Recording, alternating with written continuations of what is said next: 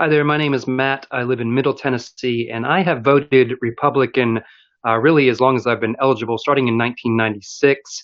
But that ended in 2016 when the GOP nominated Donald Trump as their nominee. I still find that a baffling decision because there were what I would consider real conservatives running for the nomination that year. But I think I've come to terms with the fact that they just chose Trump because they thought it was their best bet at winning. So since then, I think the GOP has chosen to seek their own power over what's best for this country.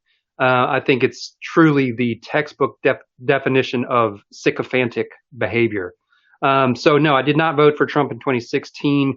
I also could not bring myself to vote for Hillary. I extremely disliked her. I still had quite a bit of tribalism in my decision as well. So I abstained from voting that year. And I truly am regretful of that because even though I disliked Hillary, I can't imagine that 4 years under that leadership would have been anywhere near as bad as the catastrophe we have right now under Donald Trump. I think we would have at least had a comprehensive plan to handle this pandemic.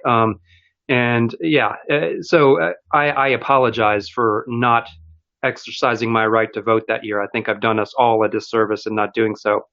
But I know I'm not alone in that decision. That being said, the reason I did not vote for Trump was not only because he's just an extremely dislikable person on a personal basis, but I really didn't see him representing the values of the party at all. I don't see conservatism in his behavior, in his history. I don't see fiscal conservatism. I mean, he's filed bankruptcy how many times? He's ballooned our deficit. I think it's just his MO to run up charges and not cover the bill.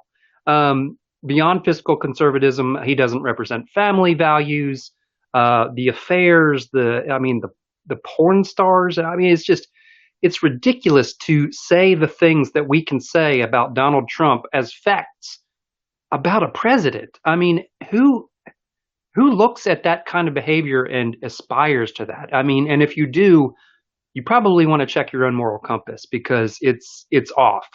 But I realize a lot of people voted for Trump because of fear of a Democrat Party, hatred of Hillary. There was a lot of reasons to dislike the other person more than you dislike Trump, and I get it. A lot of times our system of election comes down to two candidates, neither of which we really love.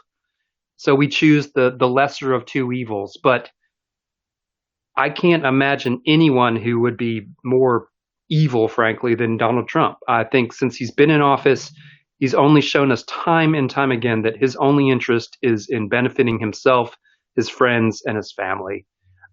He runs his operation like a crime syndicate, and it's disgusting. Beyond that, I just think it's amazing, that a guy who's been a grifter, a con artist, a generally unpleasant individual his entire life. We give him the most power in the entire world and we expect him to turn into a decent man. That's ridiculous. That's never going to happen. And it's certainly not going to get better in 4 more years of this. So I am voting for Joe Biden in 2020. I'm not in love with the choice. Heck, I know Democrat friends who are not in love with the choice. He wasn't their first choice, second, or even third. But I think that Joe Biden is basically in terms of policy, a centrist rather than someone who's extremely left. And I think a centrist is what we need right now. We need somebody to heal the division in this country. We need somebody to bring both parties back together to work on real change because that's the only way it's going to happen.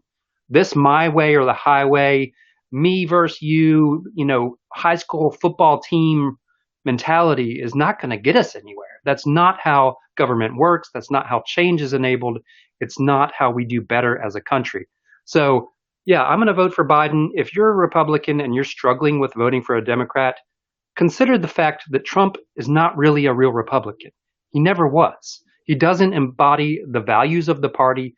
So if you have to vote for somebody who's real, I'd rather vote for a Democrat who at least stands behind the platform that they run on rather than somebody who just says whatever they have to do to get their base to believe in that.